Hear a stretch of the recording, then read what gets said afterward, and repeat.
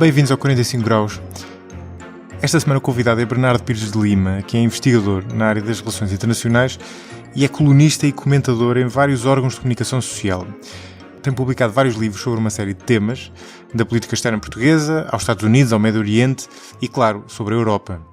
E foi precisamente sobre a Europa que falámos à boleia do seu livro mais recente, O Lado B da Europa. Esta é uma daquelas conversas que é um pouco difícil de resumir, porque falámos sobre uma série de coisas. Começámos por discutir os desafios da União Europeia, tanto os internos, como a emergência dos partidos populistas e, sobretudo, autoritários, como os externos, como a emergência da China ou o desafio da relação com os Estados Unidos. Falámos especificamente de um dos maiores desafios internos, que é a chegada ao poder de partidos autoritários em países como a Polónia ou a Hungria, o que, entre outras coisas, põe a nu a incapacidade da Europa, ou da União Europeia, em pôr cobrar a deterioração das instituições democráticas na sua própria casa. Falámos também de outros aspectos não políticos, digamos assim, como a importância de constituir uma democracia e uma sociedade civil a nível europeu e, tão importante como isso, uma cultura europeia. Há coisas como o programa Erasmus que ajudam muito, mas claramente não são suficientes, como os últimos anos têm mostrado. Terminámos a discutir um ensaio recente de Yoni Applebaum na revista americana The Atlantic, que me foi enviado pelo Bernardo, e em que este historiador e jornalista recomenda o impeachment a Donald Trump. Recomendar o impeachment não é novidade, mas ele fala com base num argumentário muito sustentado historicamente. Como a análise é histórica e o tema é mais do que importante, fiz aqui uma exceção à minha regra de tentar evitar assuntos da atualidade. E claro, como em geopolítica tudo está ligado, por definição, regressámos no final da conversa à União Europeia e falámos ainda do papel da NATO. Espero que gostem da conversa. Tá bem, ok. Bernardo, bem-vindo ao podcast. Vamos falar a propósito do teu livro, como eu estava a dizer há bocadinho. A minha ideia é falar a propósito do teu livro, em que basicamente tu percorreste as 28 capitais da União Europeia, portanto só isso já nos dá pano para mangas. Para além disso, nós estamos prestes a ter eleições europeias e, além disso, como aliás fica visível no teu próprio livro, quando nós estamos a falar da União Europeia, acabamos por ter ao mesmo tempo que falar de uma série de outras geografias, como desde logo os Estados Unidos, e eu gostava de falar daquele artigo daquele ensaio da Atlantic que estávamos a falar há bocadinho que me enviaste, se tivermos tempo, mas também da Rússia de Putin, quer dizer, de uma série de outras coisas. Eu não sei por onde é que podíamos começar. Talvez seja interessante começar até a pretexto exatamente das europeias a falar da União Europeia, porque nós não sabemos ainda os resultados, mas sabemos que as europeias vão dar de certeza um número relevante de deputados eurocéticos. A estimativa que eu vi recentemente, mas admito até que seja mais do que isso, eram cerca de 150 representantes que podiam ser classificados assim. Claro que isso depois depende da classificação que a pessoa atribui. E ao mesmo tempo, mas mais interessante até do que isso, até porque eu no podcast tento evitar falar sobre a espuma dos dias, ou seja, estar a falar daquilo que vai acontecer para a semana. Mais interessante para mim até do que isso é perceber o que é que tem falhado na União Europeia, não é? O que é que falta, o que é que foi feito a exagero e o que é que falta para resolver. Tu no livro salientas alguns aspectos em relação a isso e imagino que tenhas outros. Portanto, se quiseres podes partir daí. Quais são para ti os principais problemas e desafios atualmente da União Europeia? Bom, agradecer-te o convite em primeiro lugar. O desafio é de sobrevivência neste momento. Sobrevivência da grelha democrática, da separação de poderes, do respeito pelas liberdades, sobretudo de liberdade de imprensa. Ter alguma defesa também mais consolidada da coesão entre Estados-membros, e isso não tem só a ver com fundos estruturais, tem a ver com uma certa partilha de dores. Não se vê muito isso. Quando eclodiram várias crises ao mesmo tempo, nós percebemos que essa coesão, digamos, assente nos ganhos financeiros, não garantia uma certa... Eu não gosto muito da expressão solidariedade, porque eu acho que ela é um bocadinho despolitizada. Sim. Mas vou usá-la, pronto. E quando essas crises eclodiram, expuseram ali uma série de dilemas muito profundos entre o Norte e o Sul, entre o Ocidente e o Oriente, europeus, entre países ricos e países pobres. Quer dizer, já não se falava de Estados-membros, falava-se de credores e devedores. E, portanto, percebemos que o financeiro não pode esgotar o debate da União. Isso foi um problema. Nós cavámos muito fundo as erosões financeiras e a ressaca de praticamente durante muitos anos não termos falado de mais nada, não nos preocupámos com mais nada. Sim.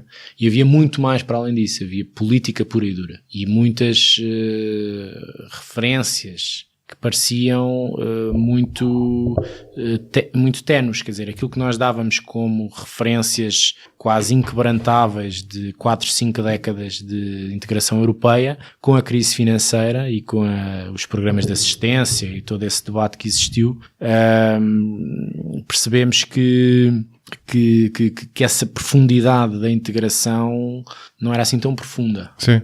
E isso assustou-me bastante. E, portanto, toda a comunicação virada para paz, prosperidade e desenvolvimento e liberdade de circulação não chega para criar uma adesão e uma motivação com o projeto de integração.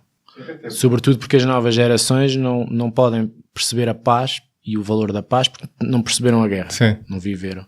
Viveram sempre em prosperidade, em liberdade de circulação. E, portanto, é preciso construir uma nova mensagem. Para responder diretamente à tua pergunta, eu acho que nós precisamos de acautelar o fundamental. E eu acho que com estas eleições a expressarem essas grandes divisões, e também não concordo muito com a expressão eurocepticismo hoje em dia, quer diser, o que nós estamos a ver são crescimentos de nacionalismos. Bom, eurocético hoje em dia é o Nuno Melo, não é? Uhum. Se pusermos a grelha do eurocepticismo como havíamos há 15 anos, ele está aí. Não estamos a falar disso, não é isso que é a ameaça à União. Claro. Estamos a falar da ameaça à União é de movimentos, partidos e governos que querem a desagregação comunitária, sem apresentarem nenhuma alternativa condigna, não é? Porque o outro lado da moeda da agregação e da integração é conflito com a história europeia. Valia a pena não jogar com o fogo. Coisas que mereceriam melhorar. Portanto, essa interpretação toda política de um quadro de integração que eu acho que tem muita narrativa despolitizada. Hard politics, não é? A política europeia é muito suja, é dura, não é pós-política. E muitas vezes as instituições e os líderes políticos transformam o espaço comunitário num espaço de bolha civilizacional, quando em 2017, 2018 ou 2019 há jornalistas assassinados a sangue frio na Europa. Quando temos governos nacionalistas a atropelar de uma forma grotesca liberdades desse espaço de sofisticação política. Portanto, tudo isto é muito quase nativo do ponto de vista de fazer política clássica, não é?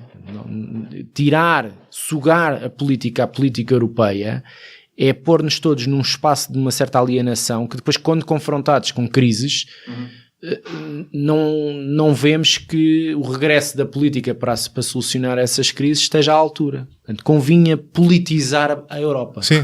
Não, eu percebo o que queres dizer. Sim. Ou seja, de certa forma, quando surge uma crise, não existe o treino, não existe o hábito de fazer política que em tempos normais pode parecer que não é necessário, mas nessa altura de repente torna-se necessário. Política e políticos, não é? Porque o que nós estamos a assistir é, fora da Europa e mesmo dentro da Europa, a ascensão dos homens fortes. E esses homens fortes têm políticas quase de concentração de poder e, portanto, quer dizer, é um bocado que aproximando da agenda e alguns atropelos até processuais, tal como os entendíamos. E na Europa, é evidente que eu não digo que na União nos devemos comportar como esses líderes fortes, mas não temos que retirar caráter político e tornar isto apenas num espaço normativo ou o único espaço que fala de ecologia no mundo. Quer dizer, há muito mais coisas mais duras a acontecer no espaço europeu e eu acho que este lado B do livro também tem essa sujidade provada que nos deveria merecer uma atenção na sociedade, não é só a avaliação que fazemos dos políticos, mas é perceber que lutas na Roménia, ou lutas em Malta, ou lutas na Polónia são lutas nossas, portuguesas, não é? E vice-versa. E só isso é que pode fazer de um espaço comum um espaço mais coeso. Mas há uma coisa, aliás, que tu falas no livro, que é exatamente o facto de nós nos conhecermos muito mal. Sim. E isso é uma impressão que eu achei graça a isso, porque é uma impressão que eu já tenho há muito tempo. Eu eu acho que primeiro o processo de integração foi de certa forma exagerado por um lado e incompleto por outro, não é? Foi exagerado no sentido em que tu criaste uma moeda única quando não tinhas, sem criar uma união, sequer uma união fiscal, ou seja, orçamental, quanto mais uma união política, e por causa disso ficou incompleto, não é? Ficou um processo imperfeito. E ao mesmo tempo nós às vezes somos levados a achar, quer porque fizemos Erasmus, quer porque conhecemos pessoas de outros países, ou em alguns casos conhecemos a língua, até porque conseguimos ler muitas vezes a imprensa de outros países, somos levados a achar que há uma espécie de convergência cultural que existe em certo sentido, mas estou convencido que existe muito menos do que possa parecer. Ou seja, nós nunca, mesmo, basta falar de Espanha, por exemplo, qualquer um de nós, a não ser que tenhamos vivido em Espanha ou tenhamos família espanhola ou algo que nos cria uma ligação íntima àquela sociedade, qualquer um de nós está a ver aquilo como um outsider, sempre. E são nossos vizinhos. E, no entanto, há uma diferença cultural tão grande mesmo entre dois países diferentes que eu acho que nós nunca conseguimos bem perceber o que se passa lá. Né? E só isto entre dois países vizinhos, e não só dois países vizinhos, como dois países que convivem há séculos, e com línguas muitíssimo parecidas, mostra-nos quão difícil é construir uma democracia a nível europeu. Eu não vejo que o problema esteja na diferença cultural. Quer dizer, a história da Europa é o que é. Mas tu não tens desculpa interromper-te, mas tu não tens uma democracia. Tu podias ter uma diferença cultural e teres conseguido construir um regime democrático sobre isso. Como, sei lá, como existe na Índia, como existe em certo sentido nos Estados Unidos. Mas para isso é preciso assumir um caminho federal em vários aspectos. Quer dizer, todos esses países que nós estamos a falar, as grandes potências, são todas as federações. Os Estados Unidos, a Rússia, a Federação Indiana, sim, a União Indiana. Mas tem mitos comuns, nós não temos mitos agregadores. A guerra é o mito agregador civilizacional da União. Sim, é um antimito em certo sentido. O Stalin é um dos pais fundadores da União, não é? Sim, mas esse esgota-se, não é? A questão é essa, não é? Lá está. E não é para todos também, chegámos a partir da crise financeira, da ressaca da crise financeira, e agora neste momento em que fizemos a cura, digamos, tratámos, penso eu que minimamente, sim. Mas acho que nos temos que preparar para a próxima crise. Mas neste ato acho que valia a pena encontrar uma comunicação, uma história que motivasse a geração que está a subir nos vários setores de atividade, não é? Nem falo muito na geração entre os 18 e os 24, não é? Que vem nas sondagens. Talvez um bocadinho acima. Porque essa também não está comprometida com a salvaguarda da União no sentido de a pôr em xeque. Acho que também ela não percebe que há aqui coisas que de um momento para o outro podem disputar uma desagregação grande. E porque todos nós crescemos dentro desse quadro, não é? Mas isto para dizer que um dos grandes falhanços é exatamente esse. Como é que se conta a história da próxima década e onde é que a União faz a diferença, sim, enquanto União, porque na escala internacional, e é preciso ver isto da União para fora, da Europa para fora, há um mundo lá fora, apesar de tudo, não é? E todo o debate europeu é um debate muito bolha, ninguém sai disto, e achamos que isto é uma escala enorme, não é? Olhamos para as grandes potências, sim, territorialmente. Sim, estávamos a falar do globo terrestre. Exatamente. Há um bocadinho. É preciso termos em atenção que é uma escala internacional, nem a Alemanha é um país grande. Sim. Portanto, como é que nós maximizamos esforços naquilo que é inevitável para jogar a grande política internacional? Onde é que ela se vai jogar? Em que tabuleiros? É no tabuleiro das crises humanitárias provocado pelas alterações climáticas? É no quadro financeiro e comercial? Temos instrumentos agregadores destes pequenos e médios Estados que compõem o puzzle europeu para jogar esse grande xadrez, ou não? Temos. Nós somos um espaço económico brutal, não é? Somos a segunda economia do mundo, somos comercialmente relevantes, somos o grande espaço de exportação mundial hoje em dia, estamos a negociar e a fechar acordos comerciais com padrões de regulação, de consumo, etc., etc., que vão marcar as várias regiões do mundo. Temos essa agenda muito ambiciosa, com sucesso. Somos o maior dador de ajuda ao desenvolvimento. Temos uma moeda forte. podemos dizer que é desequilibrada, que foi exposta às suas insuficiências de origem, mas é preciso perceber a origem da moeda única, e a origem da moeda única não é uma origem financeira, é uma origem política, sim. não é? No quadro da reunificação alemã. E o que é que falta? Talvez uma defesa mais capaz de credibilizar os passos políticos. Não há decisões diplomáticas sem soldados bons por trás, sem esse... Não quer dizer que os usemos, não quer dizer que... Estou a dizer metaforicamente o soldado, não é? Não quer dizer que a capacidade nuclear não é usada, não é? Mas é dissuasora e é preciso tê-la. Ninguém vive num mundo pacífico. Portanto, nós temos à nossa mercê, fruto de vontade política, um conjunto de instrumentos. Usamos-los melhor a 12, a 15 ou a 28. Bom, esse também é um dos debates. Não é? O debate da gestão que é difícil num híbrido, que não é federação, também não é uma confederação, não é uma organização internacional, mas também não é uma união política tout court. E tem vários âmbitos também. Tem muitos âmbitos, é um objeto político não identificado, não é? Um bocadinho, um OVNI. Sim. E portanto, não é muito fácil dirigir isto. É uma geringonça um bocadinho complexa. Portanto, dentro desta expectativa mais baixa que eu estou a tentar, acho que nos temos chafado muito bem. Muito bem mesmo, historicamente, não há paralelo. Claro. Não, bom, se fizeres agora, um mal... para Estados quererem sair, para outros estarem a quebrar regras básicas de Estado de Direito. É porque alguma coisa não está bem também do nosso lado. Nós não estamos a conseguir agregar nessas sociedades os lados bons da força, não é? Sim. Não, é assim, do ponto de vista do mercado único, ou seja, liberdade de circulação de bens e serviços e de pessoas, eu acho que esse é um feito que é difícil sobrevalorizar, não é? Pelo que isso significou.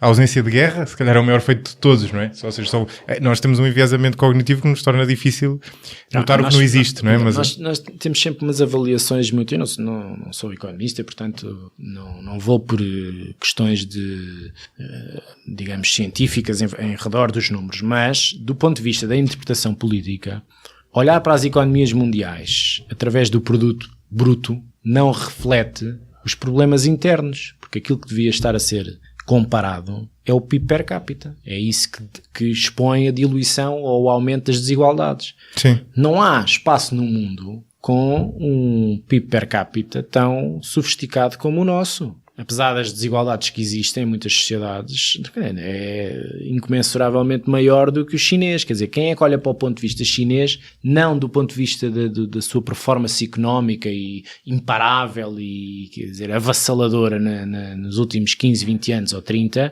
mas para os $4.000 que é o PIB per capita e para os milhões que estão abaixo do limiar da pobreza. E isso é que gera as tensões políticas. Claro. Mas são duas discussões diferentes, não é? Uma é qual é o peso geopolítico do país, não é? E esse depende do PIB e até preços de mercado.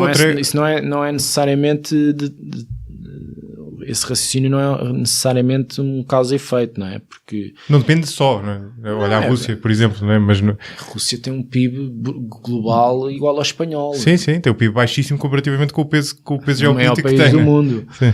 A geopolítica era mas depende disso, não é? Mas eu digo uma ascensão económica da China não tem necessariamente que se traduzir num grande ascensão geopolítica. Depende da vontade dos líderes chineses e daquilo que fazem estruturalmente, e estão a fazê-lo, para acompanhar evolução económica com desenvolvimento militar, com coesão social, com exportação de produtos, com uma moeda forte e com, digamos, apoios internacionais, seja o soft power ou o hard power associado à Belt and Road.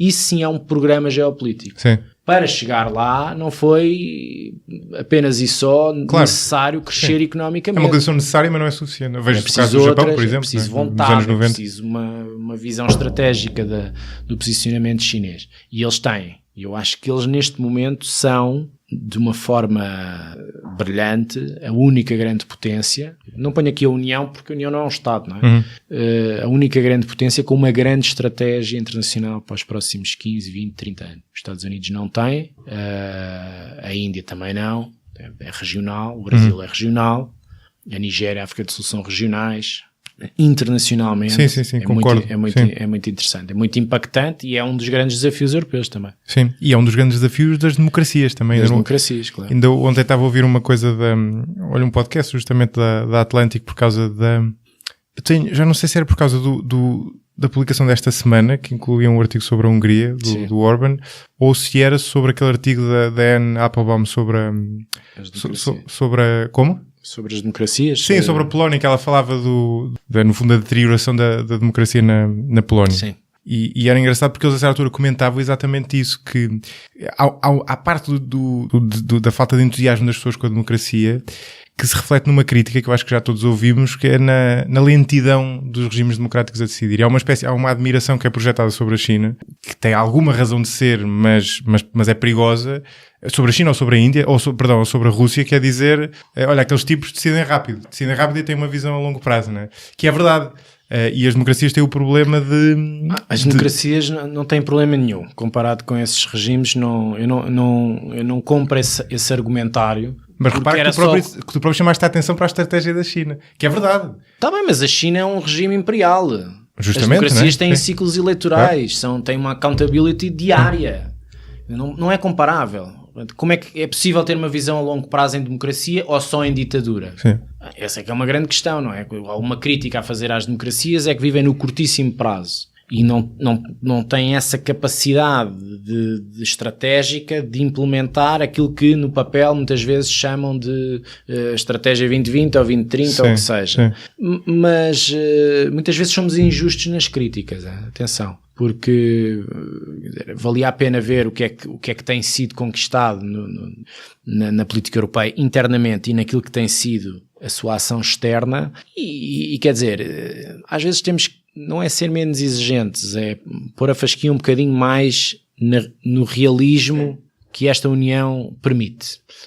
Porque, quer dizer, é um sistema muito complexo que precisa de atender à história e às culturas dos seus Estados, aos procedimentos que estão mais ou menos padronizados das suas democracias, com as suas instituições internas, os seus tempos, a força ou a inércia das suas sociedades, os problemas que vêm de pós-imperiais, não é? Aquilo que vem do fim da ditadura portuguesa não é igual àquilo que vem de um país nórdico. Não é? São resquícios, são anátemas completamente diferentes. E, portanto, é preciso... A gestão disto é uma gestão muito complexa.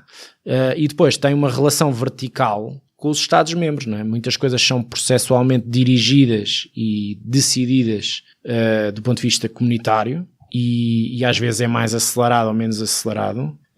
Tem sempre um alcance para 500 milhões de cidadãos, mas também com uma projeção externa, portanto as cautelas que os mecanismos, digamos, do Estado de Direito, do direito comunitário reservam, não acho que devam ser abdicadas por uma questão de pressa. Isso não define uma democracia. E depois tem, em último caso, as relações que se geram, não só Estados a Estados, mas de políticos a políticos.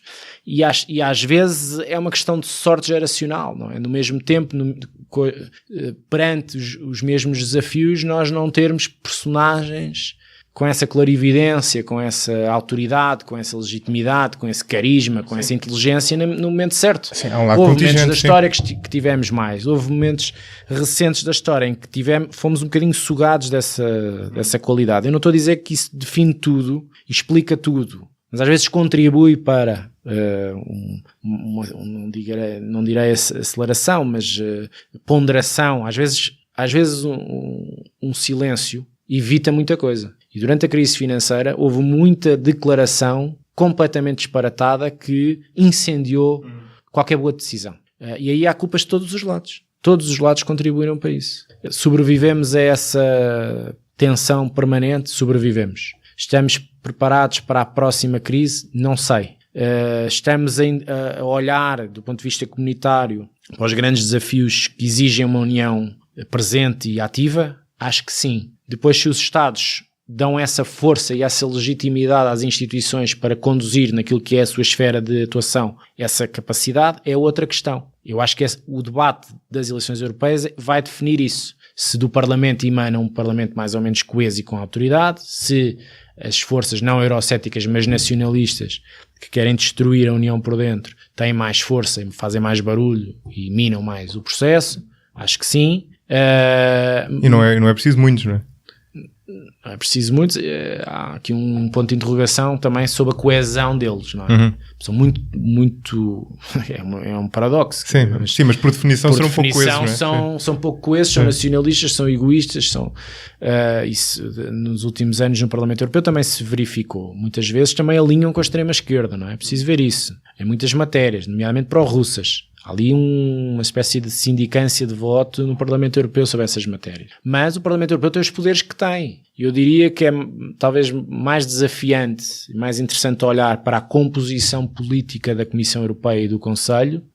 Evidentemente tem que ir beber legitimidade a Comissão ao Parlamento, mas os próximos 5 anos, olhando para os mandatos, precisam de uma Comissão política forte.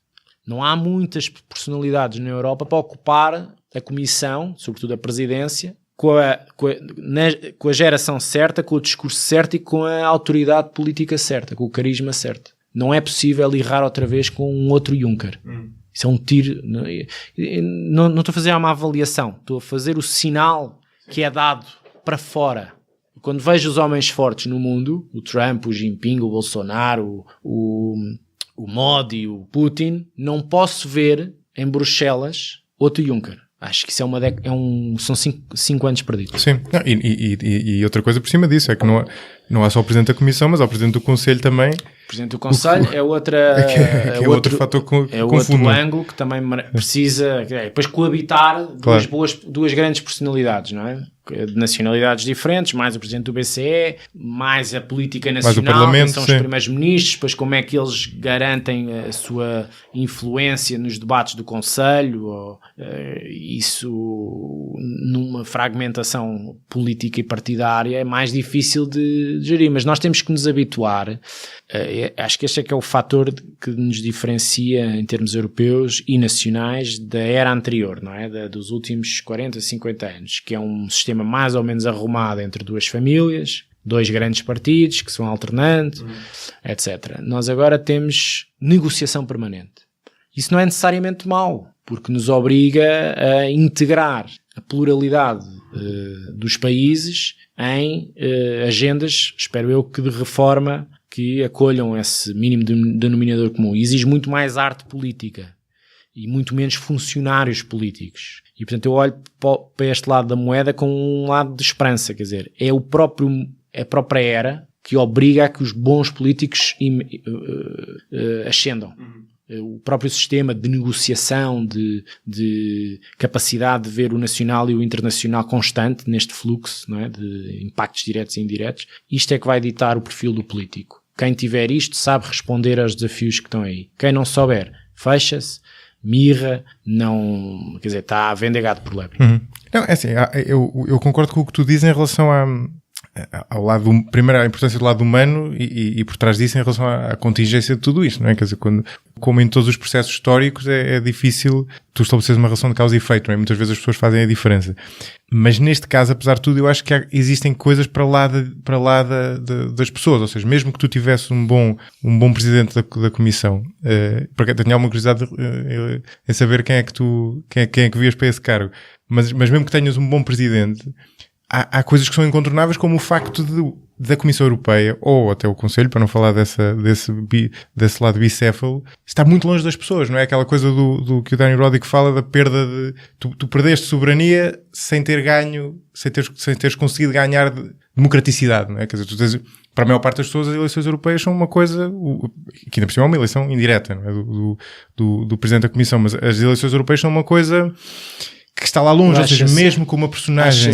Acho esse debate um bocadinho falso. Quem é que vota diretamente para o Primeiro-Ministro português? Ninguém. Nós votamos em partidos... Não, mas ele está em campanha. Mas o futuro Primeiro-Ministro é o líder do... Então, e este mecanismo que encontraram do Spitzenkandidat é um bocadinho uma resposta a isso. Uma resposta, a meu ver, falhada, mas é uma resposta a isso. Não conheço. É a indicação das famílias políticas do seu candidato a Presidente da Comissão. Sim, ok. Mas nós votamos para a Assembleia da República e é daí que emana uma maioria que apoia um primeiro-ministro. Claro. Que em tese pode não ser o líder do partido mais votado. Sim, mas quer dizer, este governo... Há uma tradição, as democracias vivem das tradições também, não é? Mas, quer dizer, o Parlamento Europeu tem um voto direto. A Comissão vai beber legitimidade ao Parlamento. O governo português também vai beber legitimidade à Assembleia da República. Pode ser composto só por independentes não eleitos para a Assembleia. Não, claro, mas em Portugal, este governo atual tem um bocadinho exceção a essa regra. Mas em Portugal, para a maior parte das pessoas, tu estás a votar no líder ou na líder daquele partido que está a candidatar e essa pessoa será o futuro primeiro-ministro. Acho natural que uma eleição para um Parlamento pan-europeu tenha necessariamente um caráter de maior distância do que para os parlamentos nacionais. Mas é muito maior do que nos Estados Unidos ou na Índia. Por exemplo, falávamos há bocado não falo da Rússia, que é um caso especial, não é? O INE é bem uma democracia. Tem mais de 50% de abstenção. É um sistema eleitoral altamente disfuncional. É só críticas a fazer àquele sistema. E eles próprios são os primeiros a fazer a crítica ao seu próprio sistema. Não? Mas, vejo mais como a forma como se articula o impacto, a importância, a enorme relevância de tudo o que é europeu nas dinâmicas nacionais. Isso é que é um falhanço dos discursos políticos. Eu percebo porque é que isso não acontece, porque como nenhum político nacional controla as dinâmicas europeias, não vai dizer aos seus eleitores que não o faz, não é? Portanto, todas as dinâmicas nacionais, ele tem essa lógica discursiva de controle da situação. Tudo o que é comunitário já os extravasa. Obriga a uma articulação com outros Estados-membros, outros primeiros-ministros, etc, etc. Portanto, tira-lhe um bocadinho espaço. Eu percebo que isso não seja feito. Não vejo muito a questão por aí. É evidente que há muitas coisas a melhorar para que a mobilização para as eleições europeias seja muito superior. Não tenho ponto, mas não digo que o sistema está ferido de morte de legitimidade democrática. Não digo isso. O que se poderia fazer era muito mais para aproximar, mas isso também é válido nos debates nacionais. Quer dizer, se nós estamos aqui a falar de 30%, 40% em eleições europeias, quer dizer, tirando algumas exceções de tempos fronteiras, como a eleição holandesa que eu acompanhei, ou a francesa, que tiveram 70%, 80% de adesão, ou agora a espanhola, também com um grande pico, o resto também tem 40%. Sim, o problema é maior do que isso, claro. Sim. E as duas coisas estão relacionadas. Há aqui uma falência um bocadinho do discurso político de agregação, mais uma vez, de politizar, não é só em campanha, não é? E as campanhas também hoje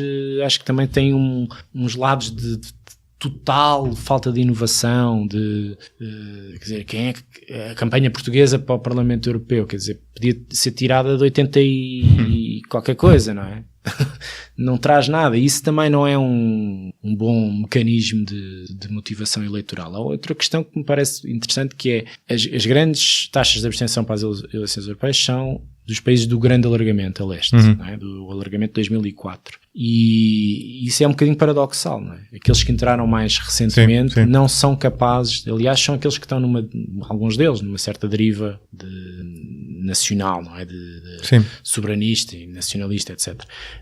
Depois, olhar para o Erasmus como não resolve tudo e não é o embrião de tudo. Geração Erasmus é altamente pouco participativa em eleições europeias. Se há ali alguma coisa de gene, de espírito europeu, comunitário, onde é que ele se revela depois nas eleições, não é? Na taxa de participação dessa geração. Devia ser ao contrário, não é? Ser tão imbuída de um espírito, faço parte dela, também fiz Erasmus. Mas participa, por acaso era uma coisa curiosa, eu não sei se tens ideia disso.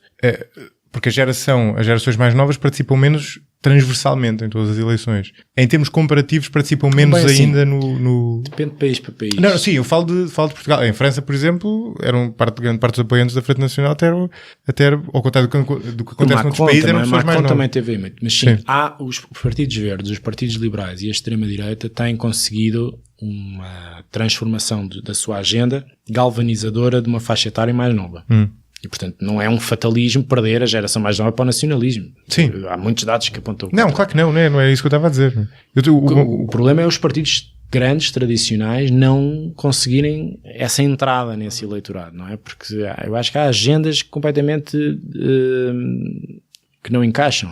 As propostas e as temáticas e a forma de fazer política dos grandes partidos muitas vezes não têm uma ponta de adesão àquilo que são as prioridades dessa geração que eu diria sub-30. Eu não ouço muito o PS ou o PSD falar das alterações climáticas e não é só do ponto de vista ecológico, nem de transformações do nosso modelo energético, tem muitas outras consequências.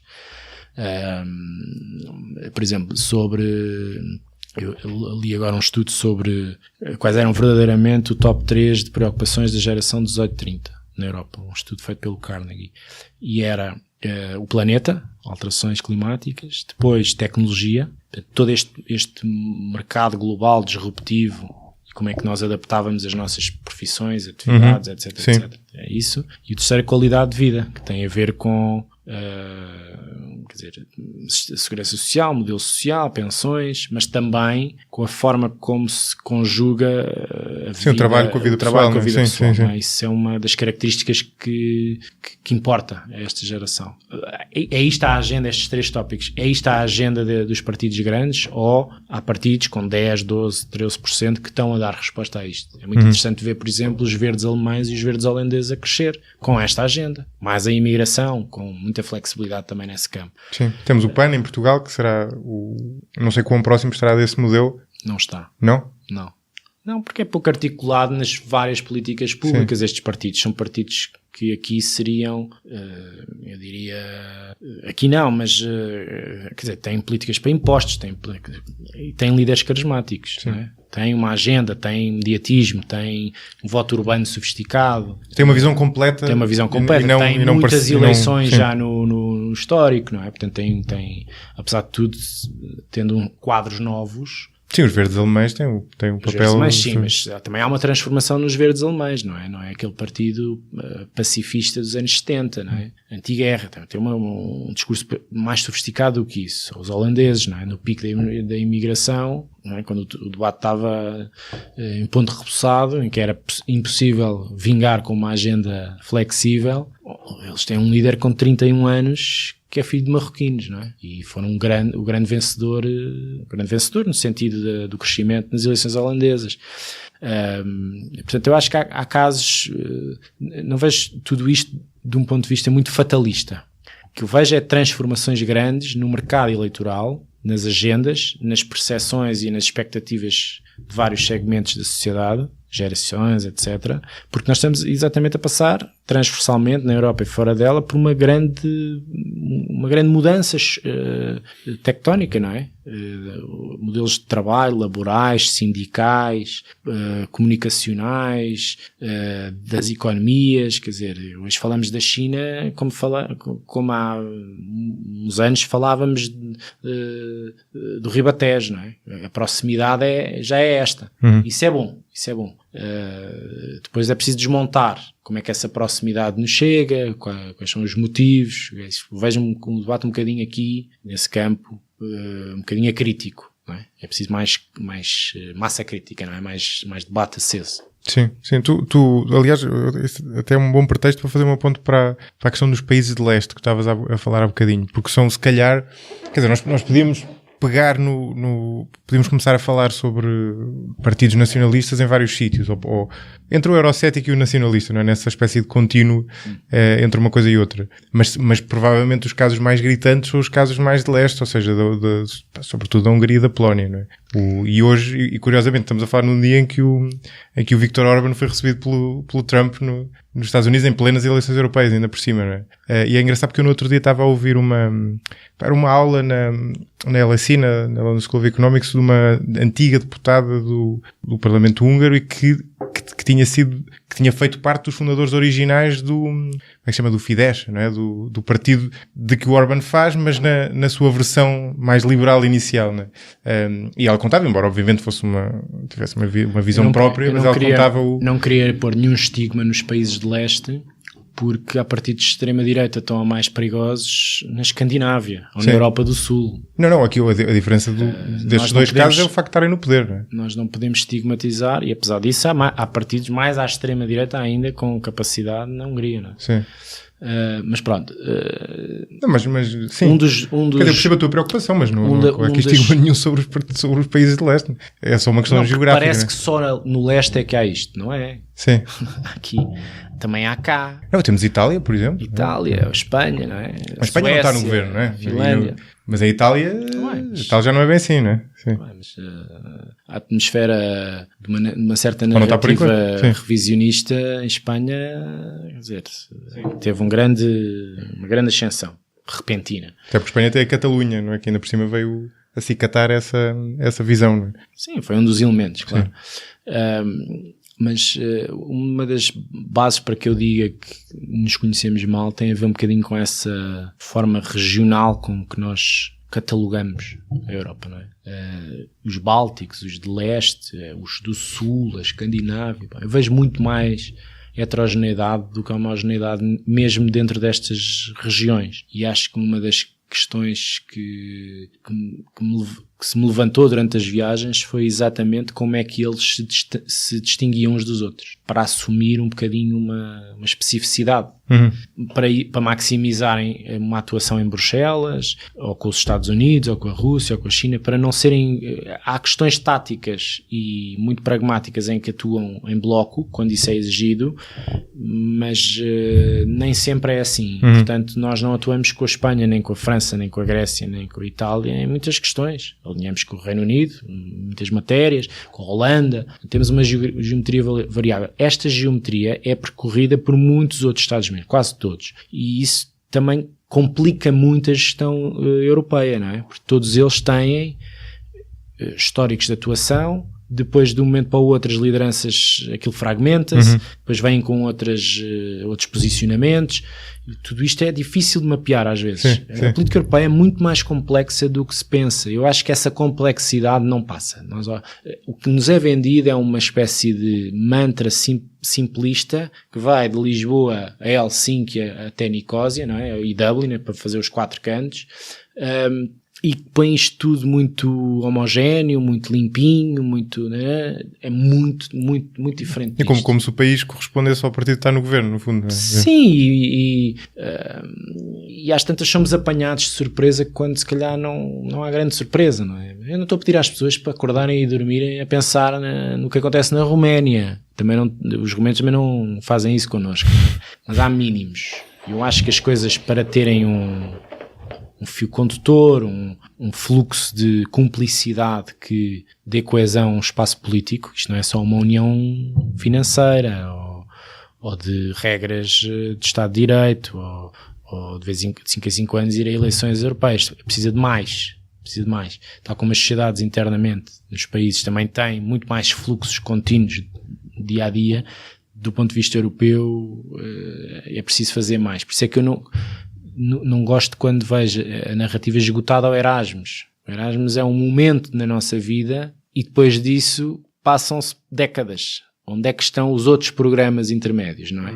Que têm muito mais impacto profissional do que um intercâmbio feito aos 19 ou aos 20 anos, não é? Tens uma mobilidade geográfica, por exemplo, e na troca assim seja, muito menor do que a dos Estados Unidos. Não é? Que em certo sentido é inevitável, porque tens línguas diferentes, não é? Embora a dos Estados Unidos seja menor agora do que já foi, não é? Que também é outro problema que eles têm. Quando nos é vendido que vejam como o Erasmus é extraordinário e mudou muita coisa, é de facto um programa extraordinário, mas não pode ser o princípio e o fim desse modelo pan-nacional de intercâmbio, de conhecimento mútuo. Porque é uma fase muito embrionária da nossa vida. Ninguém está a pensar em trabalho naquele ano. Ninguém. É uma utopia pensar nisso. E, portanto, aos 25, aos 30, aos 35, valia a pena ter outro tipo de programas, onde o impacto profissional da criação de uma rede pan-europeia fosse muito mais impactante. A minha rede, levantada nesse livro, viveu muito mais de programas que eu fiz nos Estados Unidos e que os americanos me deram a conhecer outros europeus do que pagos pela Europa. Foram os americanos que, em muitos programas de leadership, fui selecionado, são vários os processos de candidatura ou de nomeação, ou o que seja, em que eles me põem em contacto não só com americanos, mas também com europeus, e eu consigo numa idade muito mais avançada, com outra maturidade, tirar partido desse networking que aos 20 anos necessariamente não se consegue, quer dizer, porque o Erasmus tem um enquadramento muito específico. Portanto, do ponto de vista das lideranças políticas, só vender o Erasmus como a última Coca-Cola digamos, do espírito comunitário é frágil, é pouco. Valia a pena ter mais outros programas e saber estrategicamente que isto é apenas o Erasmus é apenas o primeiro passo, não pode ser o último, e não vejo muito isso, não é? Acho que há alguma infantilidade no discurso político muitas vezes quando se fala de temas europeus. Sim, mas é uma visão interessante isso, porque até porque se tu pensares noutras coisas que aconteçam na tua vida, circunscritas no tempo dessa forma, não deixam de valer enquanto experiência, mas dificilmente têm um impacto que fique, quer dizer, porque aconteceu durante um ano ou durante 6 meses, num período qualquer específico. Tem imenso impacto. Não tem o impacto profissional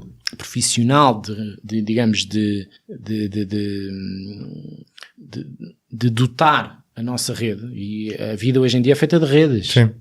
E de integração nas próprias sociedades de destino, não é? Quer dizer, quando vais... Claro, e de compreensão mútua, quer dizer, não vale a pena esconder isso. Em todos os níveis, quer dizer. E portanto, era preciso apostar muito mais noutras fases de, digamos, europeísmo.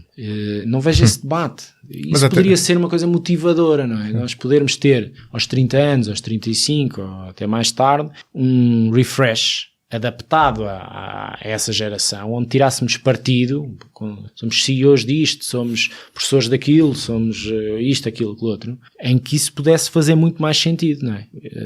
Já com condições de liderança nos vários setores de atividade, e poder tirar partido dessa rede com outro alcance. Não vejo muito isso, quer dizer, é muito individual, muito de como é que as empresas estão posicionadas, quer dizer, do ponto de vista comunitário, podia ser uma boa mensagem de entrosamento entre todos e de conhecimento. Isso é interessante, por acaso, embora esse caso os exemplos que deste agora são exemplos de nicho, inevitavelmente, não é? Ou seja, se tu fores para...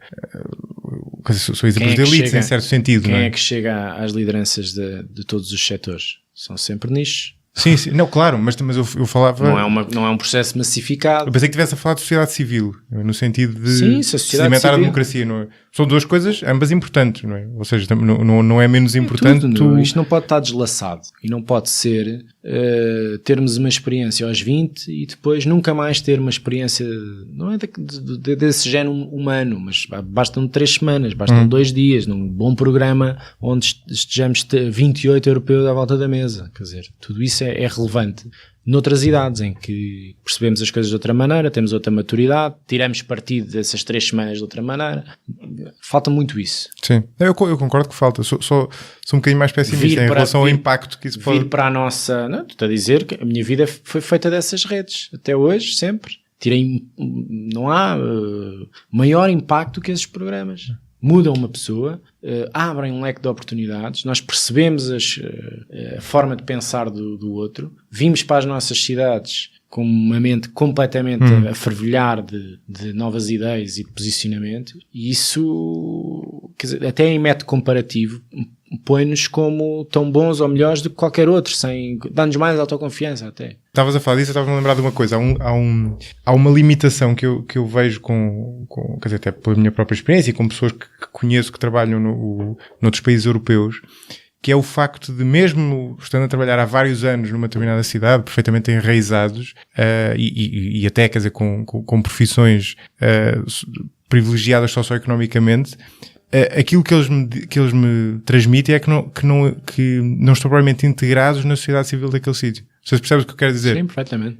Ou seja, estão integrados no mercado de trabalho, obviamente, mas não na sociedade civil. Ou seja, a discussão que existe na sociedade civil ocorre sem eles, não é? Ultrapassa-os. O que é normal em certo sentido, porque muitas vezes a língua não é nem português, quer dizer, não é português claramente, e nem espanhol, nem inglês, nem francês, que são línguas mais fáceis para... Quer dizer, isto tem que ser um puzzle de peças e de ideias e de projetos que façam sentido em conjunto, quer dizer, não é uma medida que vai resolver os problemas todos, é gradual, tem que se tirar partido, tem que se esperar que essas pessoas depois venham para as suas empresas, como agentes culturais, como diretores de informação, com outra perspectiva das coisas, não é? O letão já não é tão distante como, não é? Se nós tivermos 2 diretores de informação, 3 semanas no mesmo programa de qualquer coisa, Berlim, com mais 20 e tal europeus, se calhar têm ali uma interação e percebem os problemas um do outro de uma maneira que se calhar se gera ali uma série de sinergias e de conhecimento. Tenho a certeza porque experimentei muito isso absolutamente, sim. E não vale a pena olhar para um espaço de integração sem mínimos indispensáveis de empatia e de conhecimento mútuo. Quer dizer, não se constrói nada com base no desconhecimento, pelo contrário, só mitos e mentiras e nacionalismos. Não? E é engraçado, agora lembrando de uma coisa, quando estavas a falar disso, apanhei há pouco tempo um estudo interessante que vai muito ao encontro do que estavas a dizer, porque aquilo tinha que ver com o impacto na criatividade. Podia ser outra variável, mas podemos usar esta de ter experiências multiculturais, né? Multiculturais não tem que ser em outros países, pode ser, porque muitas vezes existem várias culturas dentro do mesmo país. E era engraçado porque o verdadeiro impacto ocorria quando as relações eram conjugais, por exemplo, obviamente, porque é uma relação muito mais íntima do que uma relação de simples amizade, ou quando as pessoas eram forçadas, e era no fundo isso que estavas a falar agora, a ter que interagir de uma maneira muito mais profunda, não é? Lá está, a resolver um problema em comum, ou a ter que, no fundo, entrar dentro do software mental do outro, não é? Vou-te dar um exemplo. Em 2016, passei um trimestre no sul da Alemanha, e eu tinha um seminário todas as tardes com 12 europeus e centro-asiáticos, sem nacionalidades repetidas. E desses 12 devia ter 5 dos Balcãs, bósnios, albaneses, kosovares, sérvios, etc. Eu percebi muito mais naquelas sessões em que tínhamos um caso prático de uma resolução de um conflito, ou uma negociação em Conselho de Segurança, ou etc., qualquer coisa, ou um debate meramente sobre o tema de uma conferência da manhã, enfim, era variável. Percebi muito mais sobre a complexidade daqueles relacionamentos balcânicos do que todos os livros que li. A experiência de vida traumática que uma guerra que tinha terminado 7 anos antes, coisa em 99, impunha necessariamente às restrições de relacionamento entre aquelas pessoas e como é que até a circunstância de eu ser português aproximava aquilo tudo. Não fiz esta avaliação imediata, porque depois até passas meses, se não anos, a fazer a catarse destes momentos e destes programas, mas é difícil olhar para países e sociedades muito marcadas, quer dizer, com muitos mortos, famílias, quer dizer, sérvios e albaneses ali naquela mesa que de certeza tiveram mortes naquelas duas famílias e que dificilmente se sentariam à mesa noutra circunstância. Eu vi ali todos os debates muito civilizados, estamos a falar de gente com menos de 30 anos, dos 25 e os 30, vai lá, com dificuldade, foi um passo grande. Esses programas quebraram ali uma série de entropias. Olhar para aquilo naquelas tardes eram lições que nunca se aprenderão na universidade. Aquelas sessões fizeram muito mais do que qualquer doutoramento que se possa tirar. E isso para mim é muito relevante. A experiência, a forma como eu faço a investigação, que é muito individual, não é? Eu não estou à espera que ninguém me desafie para nada e não estou à espera que a academia espere isto ou aquilo de mim. Estou-me completamente a borrifar para isso. Faço aquilo que quero, da forma que quero. E uma das formas que eu acho que devo contribuir se conseguir montar os projetos que tenho montado é de ir buscar fontes próprias, ir levantar debates, ir conversar com as pessoas e não estar metido nas bibliotecas e nos arquivos a fazer investigação clássica nestas matérias como a maior parte das pessoas faz. Não sei que sou melhor ou pior, é o meu método. Estou muito contente com isso porque aprendo muito mais nesse tipo de experiências do que na cultura livresca, meramente. Agora, não vou dizer mal dos livros. Claro. Sim. Não, até porque isto é uma área... Quer dizer, mas proporcionar essas experiências marca a vida de uma pessoa. Aquelas histórias de vida, de guerra, eu punha-me a pensar, será que se eu tivesse uma guerra Portugal-Espanha, terminada há 7 anos, com tantas famílias destruídas, tantos mortos, tanta coisa horrível, se eu estava agora sentado a uma mesa no sul da Alemanha durante 3 meses com um espanhol, provavelmente não. Sim. É que não sabemos, não é? A questão é essa, não é? Eu acho que... Nem quero saber, eu não quero saber. Sim, eu também não, mas em Portugal nós... Mas vale a pena esse contacto, porque essas pessoas tiveram mesmo guerras muito graves, não é? Com muitos mortos. Nós não fazemos ideia do que é isso, não é? A geração... Já não fazemos bem ideia do que é a guerra sequer, não é? Ou seja, do que é ter esse... Posso saber, porque o meu pai esteve em África, quer dizer, vamos aprendendo disso, mas experiência própria, zero, não é? Sim. Por isso eu dou muito valor à paz, não é porque tenha conhecimento da guerra, é porque talvez tenha estudado muita guerra, ou sei lá, essa influência familiar, mas todas as famílias têm alguém que esteve em África, não é? Sim. Guerra. E era bom, mas lá está, não acho que isso tenha que esgotar o valor da paz, toda a narrativa europeia. Mais uma vez, acho que falta aqui alguma imaginação para dialogar com as gerações seguintes. E as alterações climáticas é um ângulo bom, positivo, interessante, tem que ser algo mais desmontado a nível nacional, portanto os líderes nacionais que acreditam nessa agenda têm que fazer o seu papel, não se pode só esperar que o Presidente da Comissão ou a Comissária da pasta façam esse discurso, não é? Quer dizer, tem que ser muito mais democrático, nesse aspecto sim, a imprensa tem que fazer isso, a universidade tem que fazer isso, tem que haver aqui um fluxo de cima para baixo, para os lados, com outra energia. Portanto, nem todas as culpas são concentradas nas instituições europeias. Os protagonistas nacionais também têm muita culpa no cartório. É muita coisa. Sim. Não, é assim. A questão das alterações climáticas, acho, para mim a limitação aí está no facto de ser... Bem, é um tema difícil a vários aspectos, mas tem implicações em segurança humana, em preços dos bens alimentares. Isso depois reflete-se no nosso bolso. Claro. Nas condições de estabilidade política mas não é específico europeu. Não é? Onde eu queria chegar é aí. Não é uma especificidade europeia. Não é? Enquanto mito agregador... Não é? Enquanto mito agregador da Europa, a dificuldade que eu vejo aí é o facto de não é uma especificidade tua, não é sequer, mesmo a guerra mal ou bem é uma especificidade tua, não é? No sentido em que é algo que ocorre naquela geografia e não ocorre noutra. Eu acho que os grandes, quer dizer, a transformar os grandes desígnios, não é? Houve uma altura prolongada em que os alargamentos eram os grandes desígnios da União, no sentido em que transformavam as ordens constitucionais dos Estados que queriam aderir com uma grelha democrática, não é? Muitos deles vinham de situações de autoritarismo, totalitarismo, é evidente. Portanto, a União foi um mecanismo de salvaguarda dos processos de democratização. E muito bem. Não há, tirando aos Balcãs, mais história de alargamentos no horizonte. Até preciso construir outros desígnios. Na minha opinião, os desígnios têm que ser os assuntos de fora da União. É isso que tem que criar agregação interna. Quais são os assuntos que vão marcar a agenda nos próximos 20 anos? São todos aqueles que são gerados pelas alterações climáticas e que depois geram guerras, fluxos migratórios, aumentos de preços, escassez de alimentos, de recursos naturais, etc, etc. As questões comerciais, não é? Segurança comercial, padrões de regulação, pronto, esses 2 pontos, a União Europeia é muito sofisticada, está na vanguarda. Isto traduzido como desígnio de gerações de Lisboa a Helsínquia, é conseguido? Acho que ainda não. Não está calibrado. Portanto, como é que a União se faz a diferença na globalização, tornando a globalização toda, as várias dinâmicas da globalização, muito mais positiva, muito mais certa, mais corrigida, não é? Sem a pôr em causa. Estas é que são, porque depois o que nós vemos é que todas estas grandes crises que enfrentámos na última década foram provocadas pelo exterior, sobretudo, não é? Crise financeira americana, que depois vem para a Europa. Crise migratória Norte de África, Médio Oriente, das guerras, vem para a Europa.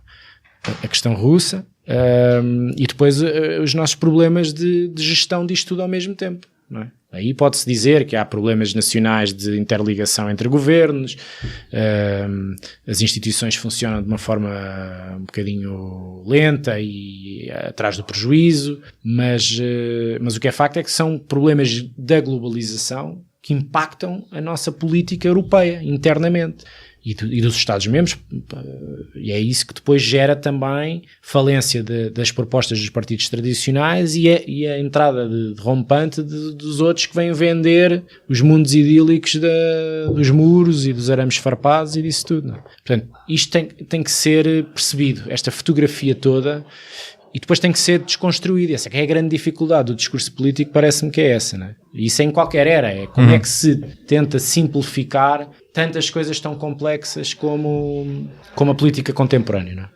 A questão acho... Não é fácil. Não é nada fácil e, sobretudo, tu tens a concorrer contra isso questões muito mais facilmente agregadoras como questões nacionais. Não é? Estávamos a falar um bocadinho da Hungria, não é? Que é um caso, se calhar o caso mais interessante desse ponto de vista de recuperação de uma mitologia nacional, e nacionalista até.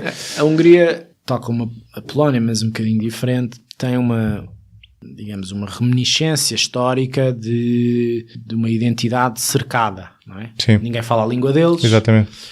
São historicamente sempre produto do que os impérios querem, e isso volta e meia é usado, instrumentalizado para construir um projeto político contra alguém, sempre com um inimigo externo. O Orbán foi, em 89, um dos líderes da onda liberal. Aliás, foi para Oxford com uma bolsa do Soros. Sim, né? e agora que agora detesta. Exatamente. Gasta milhões em campanhas contra ele. E, portanto, tem esse lastro que lhe dá essa legitimidade, digamos, revolucionária, e depois faz a transição para um conservadorismo onde usa o inimigo imigrante, o inimigo de Bruxelas, que é o novo império, não é? Que vem pisar e esmagar a identidade magiar, que é cristã, que é pura, que é para os húngaros só, e depois vive, e a ascensão dele dá-se muito por isso, com uma falência da gestão no governo do Partido Socialista local. Portanto, não é só a arte de vender este tipo de agenda por geração espontânea. Há sempre outros que também têm, que criam o contexto. E a verdade é que a Hungria nunca se refez da falência da oposição. Está a reconstruí-la muito demoradamente. Quando eu estive na Hungria para este livro, em 2017, uma das alterações que se debatia muito lá era a tentativa do Jobbik, que era o partido de extrema-direita, não é? Ainda à direita do Fidesz, do Orbán, de recentrar um bocadinho o seu discurso. Que era para poder ser equacionado em futuras governações. E qual era a transformação? Era ter menos um discurso sobre identidade e imigração e um discurso muito mais sobre a moralização do sistema e contra as corrupções que estão há anos à volta do círculo de proximidade do Orbán. E era, no fundo, tentar ocupar ali um espaço que pudesse, eventualmente, com um cansaço da governação do Fidesz, poder encontrar ali uma plataforma de entendimento com outros partidos. Portanto, apesar de tudo, é o que nós vemos agora na Polónia para estas eleições europeias, não é? Nós olhamos sempre para a Polónia e vemos a imprensa ocidental, que é sobretudo aquela da Europa Ocidental que consumimos, quer dizer, não há nada a fazer. Aquilo é um conservadorismo brutal, um nacionalismo no executivo e na presidência, violações da separação de poderes, etc, etc, liberdade de imprensa, mas as sondagens dão à plataforma, uma chamada Coligação Europa, e a um movimento fundado em dezembro, chamado Primavera, mais 4 eurodeputados no seu conjunto do que o Partido Conservador no poder. Portanto, apesar de tudo, há muitas... Quer dizer, isto é mais elástico do que parece. Não vejo que as coisas sejam muito determinantes. E acho que quando nós chegamos a momentos em que os eleitores percebem que a opção nacionalista ou a hipótese de uma Le Pen chegar ao Eliseu, as pessoas mobilizam-se. Eu assisti a isso em França, na segunda volta, e as pessoas mobilizam-se. Quando se percepciona que o Sr. Wilders pode ganhar as eleições, mesmo que depois não consiga formar governo, porque ninguém quer negociar com ele. Na Holanda, as pessoas mobilizam-se. 82% de adesão nas eleições holandesas. Não é comum nas democracias ocidentais. Quando nós vemos que o SPD alemão está em queda livre, há um partido verde, pró-europeu, cosmopolita, etc., que está em segundo nas sondagens, com mais 10 pontos percentuais do que a AfD, que nós achamos que monopoliza a nova política alemã, não é? Portanto, apesar de tudo, o PSOE ganha em Espanha. Na Suécia há um governo de centro-esquerda, sem recurso à extrema-direita, como muitas vezes na Escandinávia se faz dentro daquele pragmatismo de negociação a várias cores. A Finlândia aconteceu a mesma coisa. O PD italiano está igual aos 5 estrelas nas sondagens em segundo. Portanto, eu não vejo que haja necessariamente um fatalismo, quer dizer, estamos condenados a... Agora, que era preciso ter feito um bocadinho mais antes, que era preciso olhar para dentro, sobretudo os grandes partidos tradicionais, que são aqueles que têm alavancado a integração europeia, vestirem a camisola da Europa com outro vigor, isso sim, acho que sim. Nós muitas vezes pecamos não por excesso de intervenção, mas por uma omissão, por uma vergonha de defesa de uma agenda. E não há, eu lamento imenso, mas eu não tenho vergonha nenhuma no pico de uma crise migratória de defender total flexibilidade para os refugiados entrarem. Não tenho vergonha nenhuma. Pelo contrário, tenho muito orgulho neste posicionamento. E por aí fora. Não acho que haja que ter medo. A pessoa quando acredita e quando a história e a sensatez lhe dá alguma razão, e há argumentos para defender isso sem ter que desprezar o adversário, etc., que também é um clima um bocadinho dos nossos tempos, não é? O discurso do ódio e a desvalorização do outro e o espezinhar do adversário, um bocadinho a futebolização do panorama do debate político, não é? Não quero entrar nunca por aí. Eu só discuto ideias, mas bato-me pelas minhas. Sim. Tu achas que as redes sociais contribuem para isso? Claro que sim. Eu não sou eu cheguei às redes sociais muito tarde, uso muito o Twitter profissionalmente, que acho que é bem usado, é muito interessante. Não tenho Facebook, uso o LinkedIn e a conversa é mais clean, é mais saudável. Sim, o LinkedIn mas o Twitter talvez seja o mais duro de todos. É duro, embora seja menos propensa a fake news e afins. Como tu estiveres nisso, não é? Quer dizer, não vou esgotar argumentos no Twitter que os posso fazer nos sítios onde eu faço profissionalmente, televisão, rádio ou jornal. Sim, não é? sim, claro. Até porque só tem... isso não faço. Acho que há ali Agora, uso muito como fonte, porque sigo muita gente e aí a rapidez ajuda. Não é? Como eu faço muita atualidade, há ali muita fonte imediata, credível, onde eu vou beber, não é? E aí talvez eu tenha substituído isso por aquilo que nós consumimos nos sites das imprensas ou nas agências de notícias que estão a cobrir uma conferência de imprensa. Quer dizer, o Twitter ajuda muito nesse aspecto. A chegada a bons estudos, a bons eventos, etc. Isso é a parte instrumental do Twitter, sim. Depois, a polémica do dia é para o lado que eu durmo melhor. Depois não acho que me coloque ali muito a jeito, porque eu tenho mais do que fazer, sinceramente. E agora que necessariamente uma rede imediatista limitada a caracteres, em que qualquer vírgula mal posta deturpa completamente aquilo que se queria dizer, e aquilo é completamente incendiário, não é? É evidente que ajuda muito quem tem esse tipo de posicionamento político. Quem está pela moderação e pela sensatez tem ali alguma dificuldade em fazer passar a mensagem. E aí os partidos populistas e nacionalistas encontraram outro, até porque têm pouco tempo de antena nos espaços tradicionais, etc. Encontraram ali outra forma de difusão. Depois são ajudados de fora com aquelas máquinas de bots profissionais vindas da Rússia ou de outro sítio qualquer, também. Portanto, sim, a comunicação mudou muito aí, mas, não, por exemplo, no caso português não vejo que os políticos tenham adotado muito esse tipo de... E quando o fazem, não sabem fazer muito bem, não é? Não sabem fazer muito bem. Agora, foi estrutural na campanha do Brasil, por exemplo, não é? E dos Estados Unidos? E dos Estados Unidos. Que era exatamente onde eu ia passar agora. Sim.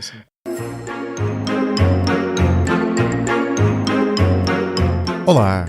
Gostam do podcast?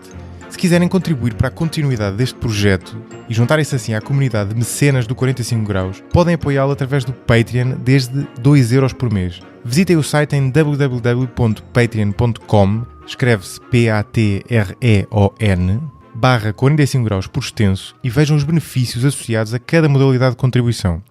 Desde já, obrigado pelo apoio, mas para já voltamos à conversa. Primeiro, é uma ponte interessante, é uma ponte fácil a partir dos populismos, ou qualquer que seja a nomenclatura que queremos usar no caso do Trump, mas também porque tu me enviaste aquele artigo que eu acho ultra interessante. Eu tento evitar a atualidade aqui no podcast, mas aquilo acho que vai muito para lá a questão do impeachment ao Trump, acho que vai muito para lá da atualidade. E a própria questão. Eu achei interessante a vários níveis. Depois até estive a ler alguma coisa sobre o contraditório que houve, entretanto, em relação a esse ensaio, que eu depois coloco nas referências do podcast. Sobretudo porque eu conhecia obviamente o impeachment ao Nixon, na sequência do Watergate, a tentativa de impeachment ao Clinton, que correu bastante mal, mas não conhecia ao detalhe no caso do Andrew Johnson, aquilo foi de facto um impeachment, foi sancionado pelo não houve nenhum pelo impeachment Senado, com sucesso na história americana. E o do Nixon não arrancou porque ele pediu admissão. Sim. Mas o do Johnson foi aceito no Congresso, depois foi... Sim, eles têm que faltou ser sempre, foi um voto no... Eles nascem na Câmara Baixa, depois têm que passar ao Senado, e é sempre do Senado, nos dois casos, nesse que mencionaste e no Clinton, que esbarram. Sim. E como os republicanos têm maioria no Senado, hoje em dia, portanto, a aritmética não prevalece, mesmo que os democratas tenham na Câmara Baixa. Mas o ensaio não era tanto nas condições de aprovação do impeachment, era nos méritos, sim. Nos méritos, na pertinência e na defesa da verdade pública, que a condução nas eleições ou no exercício do poder do presidente clarificam ou não a verdade dos factos e a defesa da Constituição. E o ensaio defendia que sim. Há outro problema, que é esgotar a agenda com isso. E eu acho que a noção de cerco tem um efeito boomerang. Porque para o Trump e para os seus apoiantes serem cercados pelas instituições que não gostam, serem cercados pelos mídia grandes que também não gostam, é uma forma de lhes dar coesão e não dispersarem. Portanto, pode-se virar contra o Partido Democrata, que aliás tem uma dificuldade, porque o que os eleitores democratas querem é... Eles já perceberam que o Trump é execrável, mas não encontram dentro dos 20 candidatos às primárias democratas nenhum que seja evidentemente capaz de o derrotar em 2020. E, portanto, precisam de perceber nas políticas públicas, naquilo que fazem de diferente e como é que motivam aquela coligação grande de eleitores que é a plataforma democrata, como é que isso se torna numa agenda vitoriosa.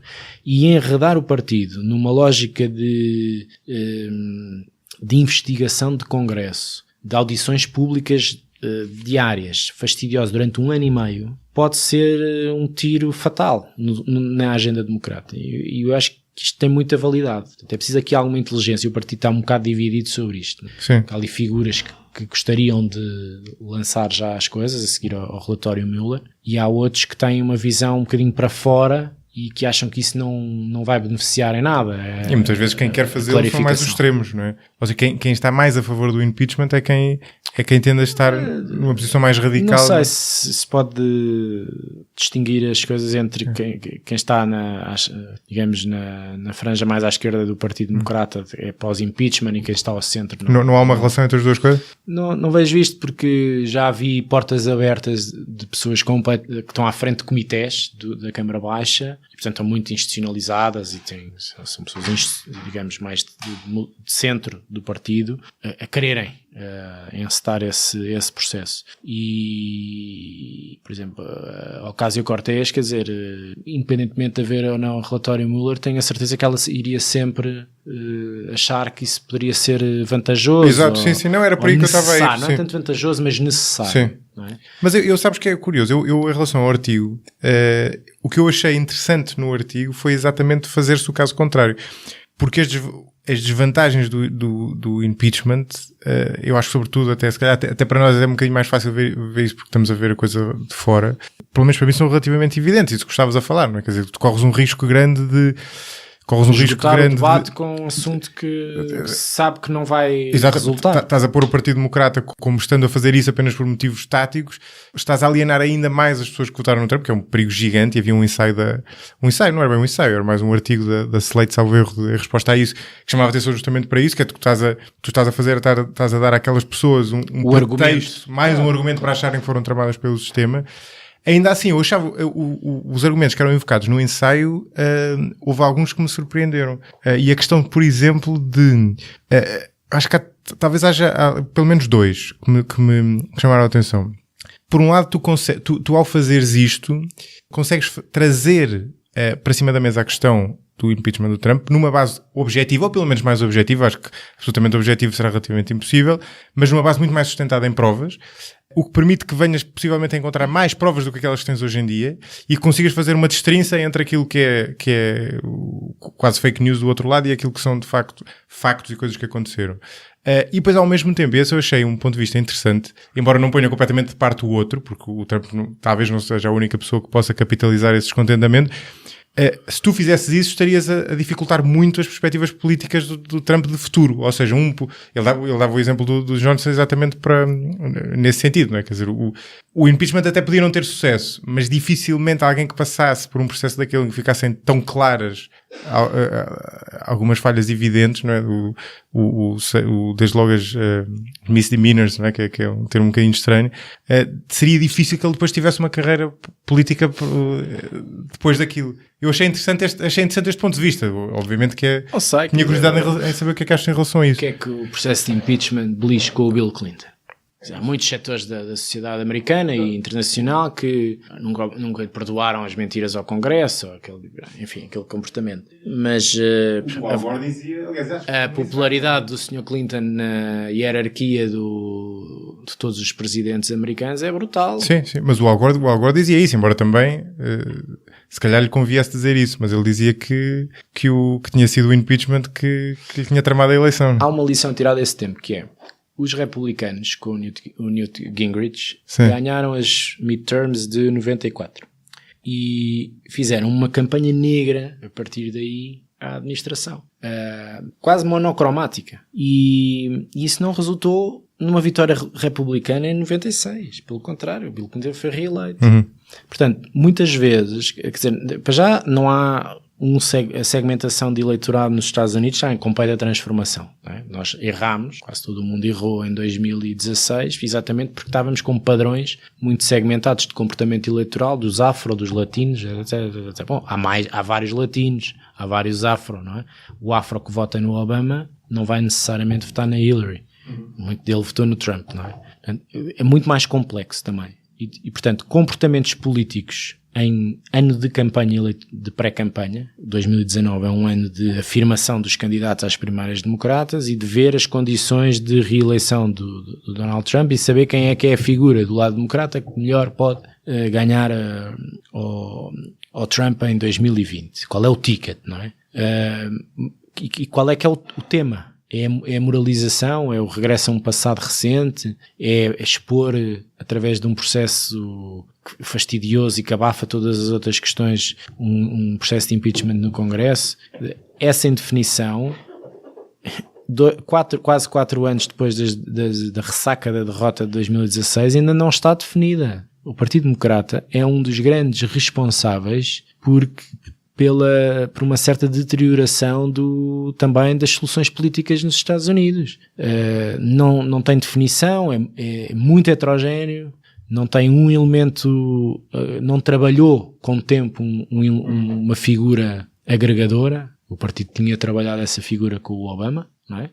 Foi à convenção de Boston em 2004, fez um grande discurso, depois fez aquele trabalho todo no Senado, depois era o outsider contra a candidata da máquina, depois revelou as suas qualidades em campanha e essa máquina passou-se para o candidato que poderia, no despique com o candidato republicano, na altura o John McCain, mais facilmente ganhar. Era um combate entre duas gerações.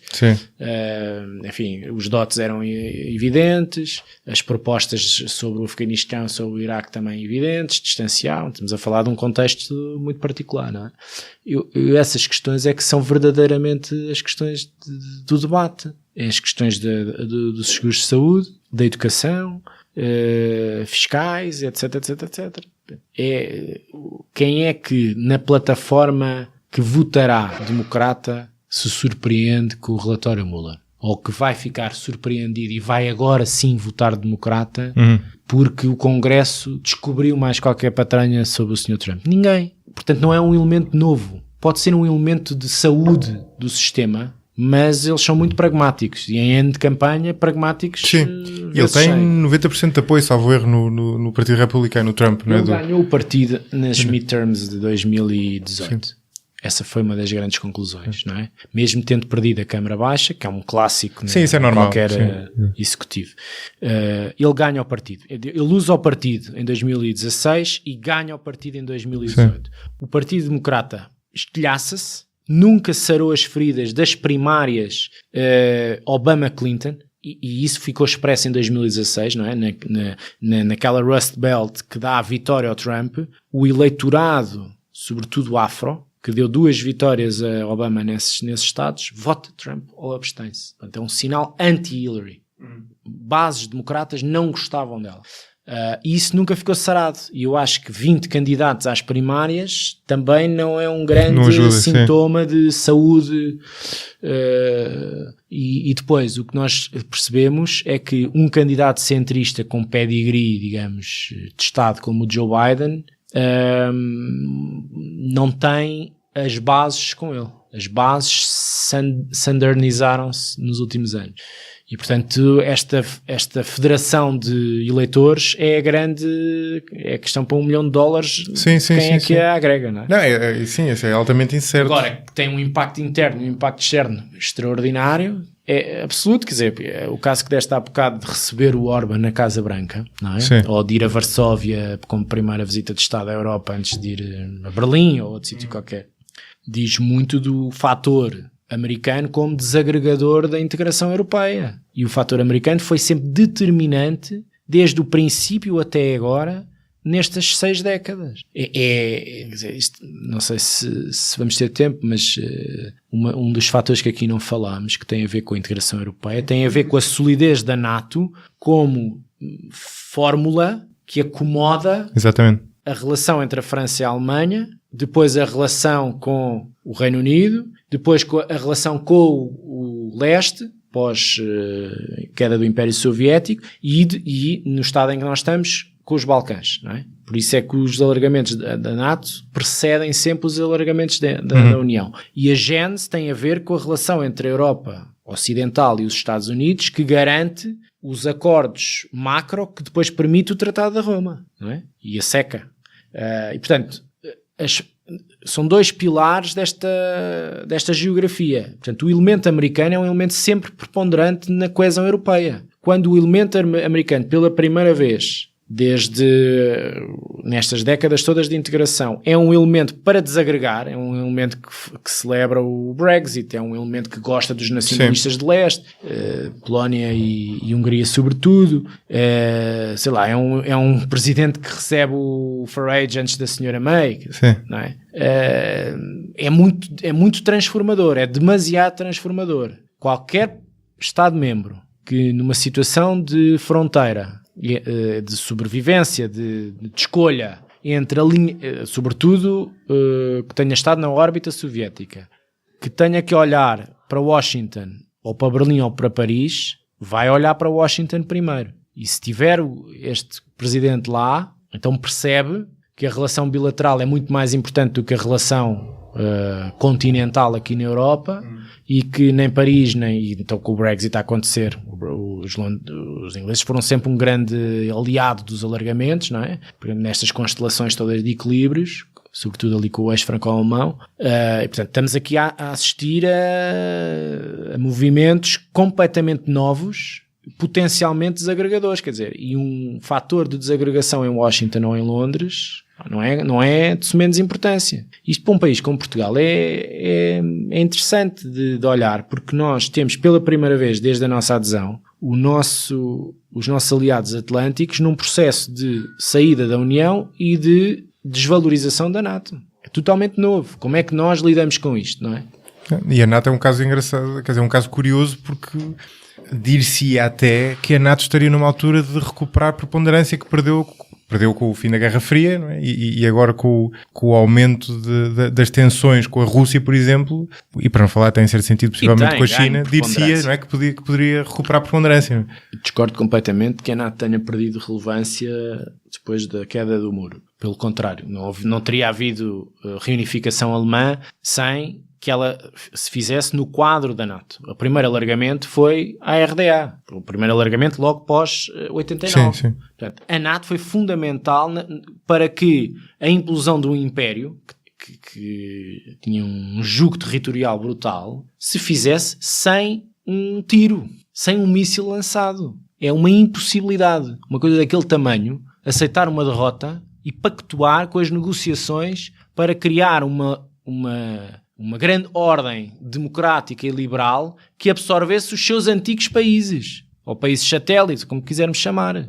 É uma impossibilidade histórica. Esse momento também deveu muito à capacidade de liderança daquelas figuras daquele tempo. Há bocado estávamos a falar dessa conjugação de sorte e de timing, de tempo e de modo, não é? De fazer política. Aquilo foi de um brilhantismo que salvou muitas vidas.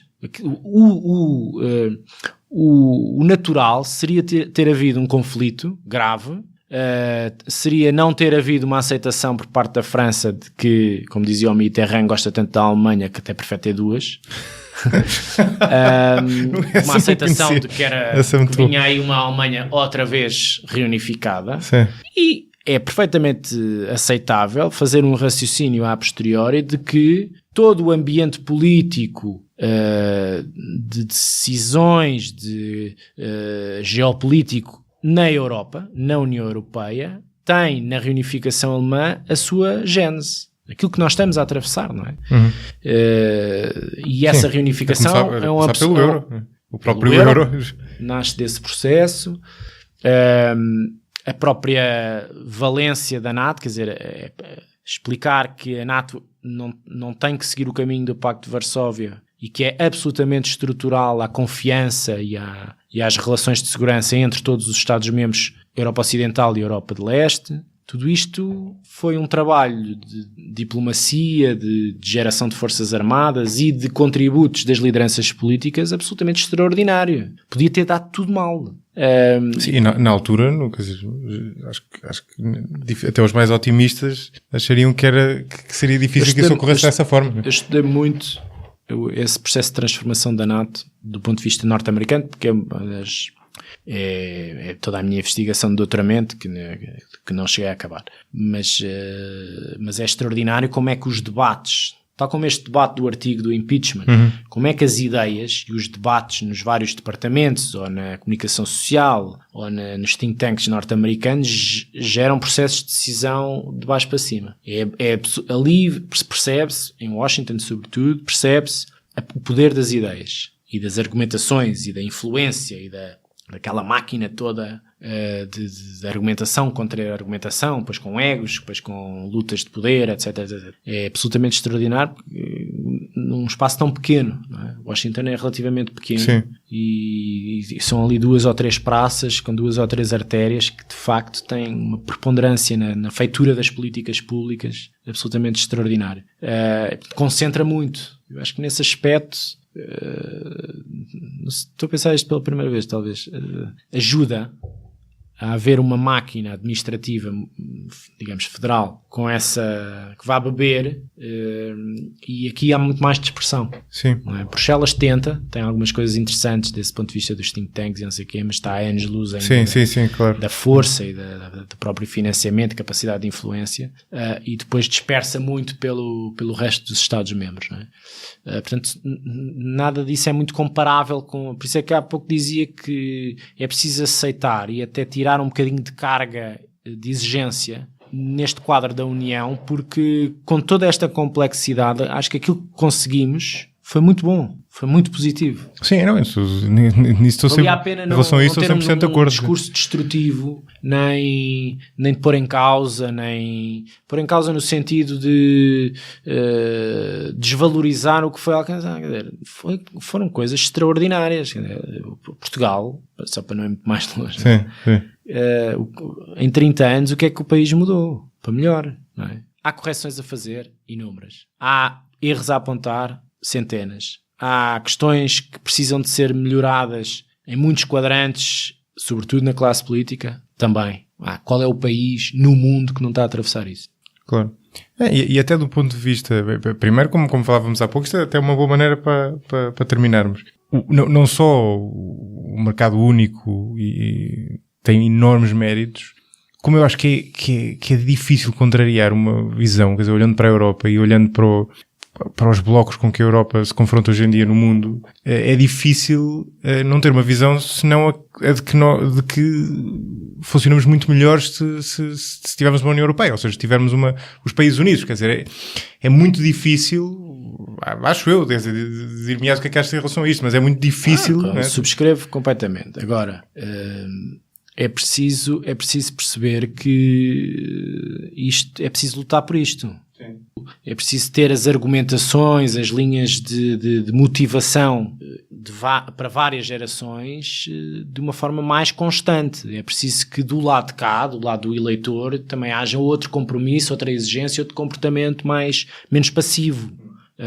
Ninguém quer experimentar regresso a fronteiras ou medidas proteccionistas do ponto de vista económico ou dificuldades de viajar ou de investir, de deslocalizar universidades ou estudar com outro tipo de dificuldades. Ninguém quer regressar a esse tempo.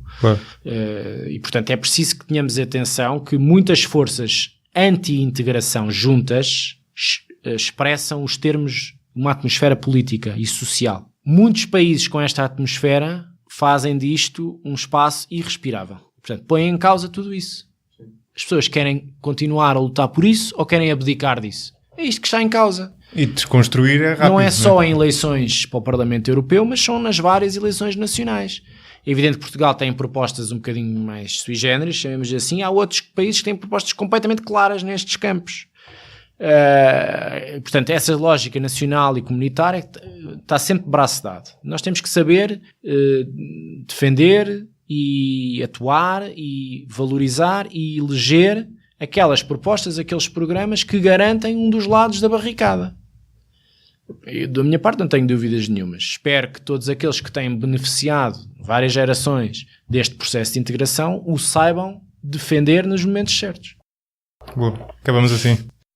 Obrigado, Bernardo. Eu que agradeço.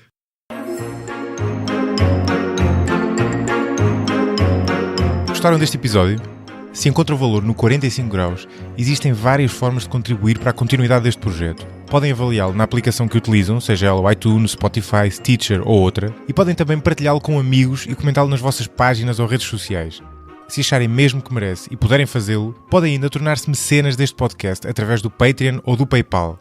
Com esse apoio estão a contribuir para a viabilidade deste projeto, que passa a ser também um bocadinho vosso. Para além disso, obtêm em troca vários benefícios, como por exemplo o acesso ao backstage do podcast e também a possibilidade de sugerir perguntas aos convidados. No fim do dia, já se sabe, são os ouvintes que tornam possível um projeto destes. Ouvintes como Gustavo Pimenta, João Vítor Baltazar, Salvador Cunha, Ana Mateus, Nelson Teodoro, Paulo Ferreira, Duarte Dória, João Castanheira, Tiago Leite, Gonçalo Martins, entre outros mecenas, a quem agradeço e cujos nomes podem encontrar na descrição deste episódio. Até à próxima!